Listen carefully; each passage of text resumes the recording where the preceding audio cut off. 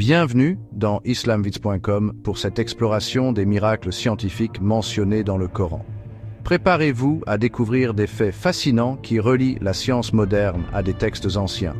Depuis des siècles, le Coran, livre sacré de l'islam, fascine et interpelle. Aujourd'hui, on va se pencher sur des versets qui semblent décrire avec une précision étonnante des phénomènes scientifiques découverts bien plus tard. Tenez-vous prêt à remettre en question vos perspectives et à explorer les liens profonds entre la foi et la raison. Ensemble, on va plonger dans les profondeurs du cosmos, explorer les complexités du corps humain et s'interroger sur les mystères de la création.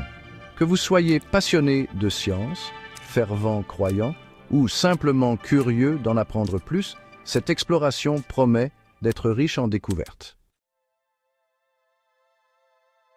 Dans le Coran, sourate 51, verset 47, il est écrit « Et le ciel, nous l'avons construit par notre puissance et nous l'étendons constamment. » Plutôt audacieux, non? Surtout quand on sait que ce texte a été révélé il y a plus de 1400 ans. À l'époque, tout le monde pensait que l'univers était statique. Ce n'est qu'au XXe siècle, grâce aux travaux révolutionnaires d'Edwin Hubble, qu'on a découvert que l'univers est en expansion permanente. Imaginez des galaxies entières qui s'éloignent les unes des autres à des vitesses incroyables, comme des points sur un ballon qu'on gonfle. Le Coran, bien avant les télescopes et les calculs compliqués, évoque ce phénomène avec une simplicité déconcertante.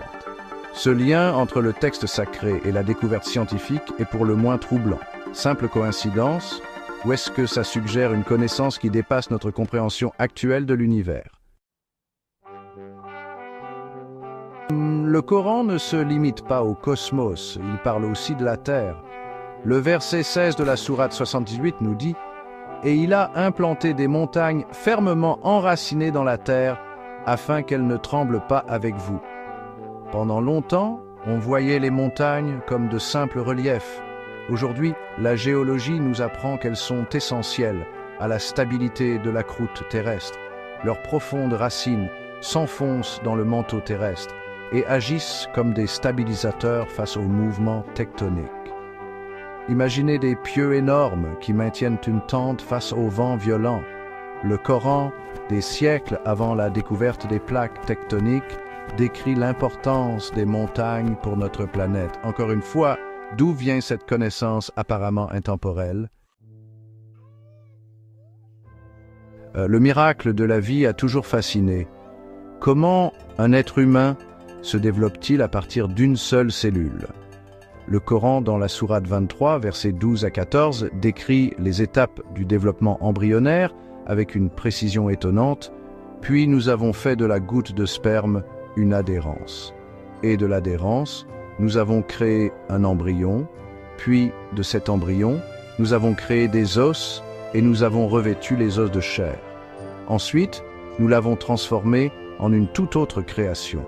Ce verset, révélé à une époque où les instruments d'observation étaient basiques, décrit avec justesse les phases de la formation d'un être humain dans le ventre de sa mère. De la fécondation à la formation des os et des muscles, le Coran est conforme aux connaissances scientifiques modernes. Il utilise même des termes précis qui font écho au vocabulaire de l'embryologie d'aujourd'hui.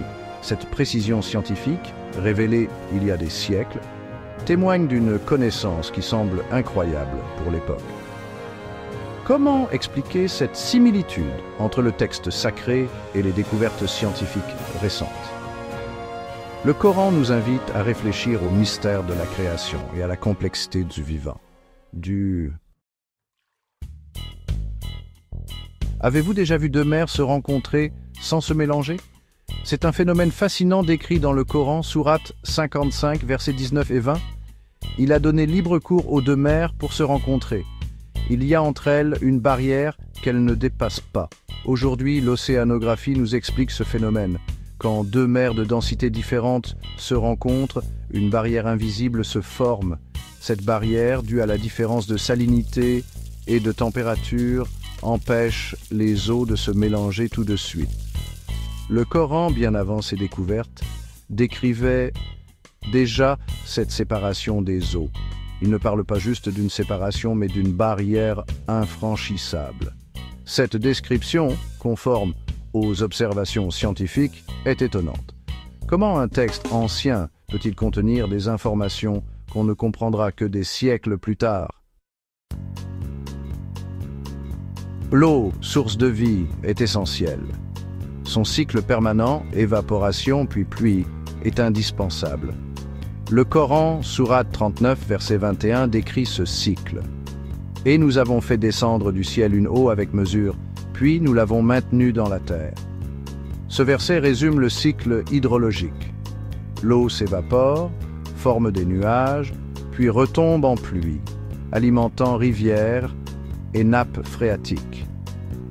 Le Coran, bien avant qu'on comprenne ce cycle, le décrit avec précision, avec mesure, suggère une quantité d'eau précise, une idée d'équilibre.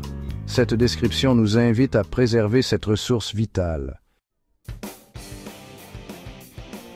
Plongeons dans les abysses, là où règne l'obscurité.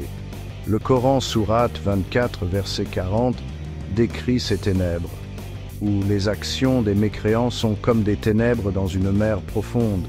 Des vagues la recouvrent, au-dessus desquelles s'élèvent d'autres vagues, au-dessus desquelles il y a des nuages. Cette image évoque l'obscurité des abysses. Au-delà d'une certaine profondeur, la lumière disparaît. Le Coran décrit cette réalité scientifique.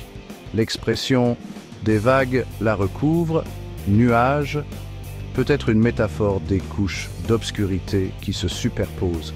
Cette description poétique et juste nous rappelle les mystères des océans. Oui, nous sommes capables de remettre ensemble ces extrémités jusqu'au bout de ses doigts. Sourate 75, verset 4. Cette phrase peut sembler simple, mais elle révèle une vérité scientifique découverte récemment, l'unicité des empreintes digitales. Chacun a des empreintes uniques, qui ne changent pas. On les utilise aujourd'hui pour identifier les personnes. Le Coran, il y a plus de 1400 ans, mentionnait déjà cette particularité anatomique. Il n'évoque pas juste leur existence, mais insiste sur leur capacité à identifier quelqu'un de manière unique. Impressionnant, non? D'où vient la vie?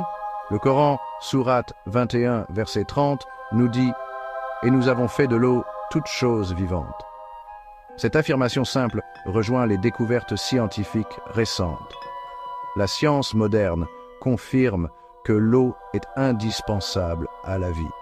C'est un solvant universel qui permet les réactions chimiques nécessaires à la vie. L'eau est aussi cruciale pour la structure et le fonctionnement des cellules. Le Coran, bien avant ses découvertes, affirmait le lien entre l'eau et la vie. Une affirmation pleine de sagesse qui nous invite à préserver l'eau. Comment l'univers est né? Le Coran, sourate 41, verset 11, décrit l'univers primitif comme une fumée. Ensuite, il s'est adressé au ciel qui était alors fumé. Cette image peut surprendre, mais elle fait écho à la théorie du Big Bang. Selon cette théorie, l'univers est né d'une explosion il y a environ 13,8 milliards d'années. Juste après, l'univers était un magma dense et chaud de particules.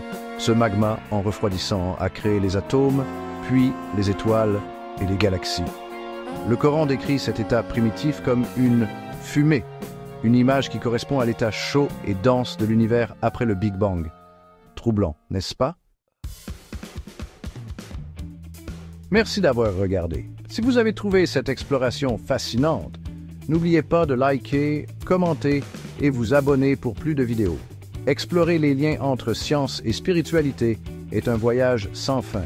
Le Coran nous invite à nous interroger sur les mystères de l'univers. J'espère que ces découvertes ont attisé votre curiosité. N'hésitez pas à partager vos réflexions dans les commentaires. Mamaka.